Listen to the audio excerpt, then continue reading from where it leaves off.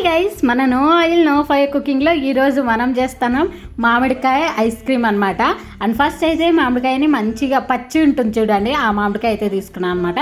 మంచిగా పీల్ చేసేసి కట్ చేసుకుంటాను అనమాట. ఒక రవ్వ కూడా వదులుకోకుండా మంచిగా కట్ చేసుకోవాలా, పిక్క మీద ఉండేది కూడా కట్ చేసేసుకుంటాను అట్లనే నేను.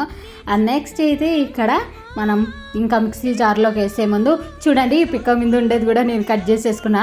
అండ్ ఎంత పుల్లగా ఉందంటే అసలు చాలా పుల్లగా ఉంది, అసలు చెప్పలేను కూడా, నా ఎక్స్ప్రెషన్తోనే మీకు తెలుస్తుంది. అండ్ ఇప్పుడైతే మిక్సీ జార్లో కొంచెం పుదీనా యాడ్ చేసుకుంటాను. అండ్ మీది ఆప్షనల్, మీరు వేసుకుంటే వేసుకోవచ్చు, లేకుంటలేదు. అండ్ నేను కొంచెం సాల్ట్ కూడా యాడ్ చేసుకుంటాను అనమాట. అట్లే ఒక 5 స్పూన్స్ ఆఫ్ షుగర్ కూడా యాడ్ చేసేసుకుంటాను. అండ్ లాస్ట్లో అయితే కొన్ని వాటర్ అయితే యాడ్ చేసుకొని ఇంకా మిక్సీకి పెట్టడమే అనమాట.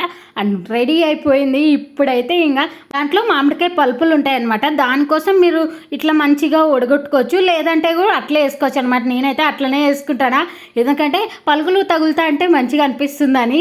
అంతే 8 hours అయితే ఫ్రిడ్జ్లో పెట్టి తీసిన, ఇట్లుంది, మంచి yellowish కలర్ ఉందన్నమాట. టేస్ట్ అయితే అదిరిపోయింది నిజంగా.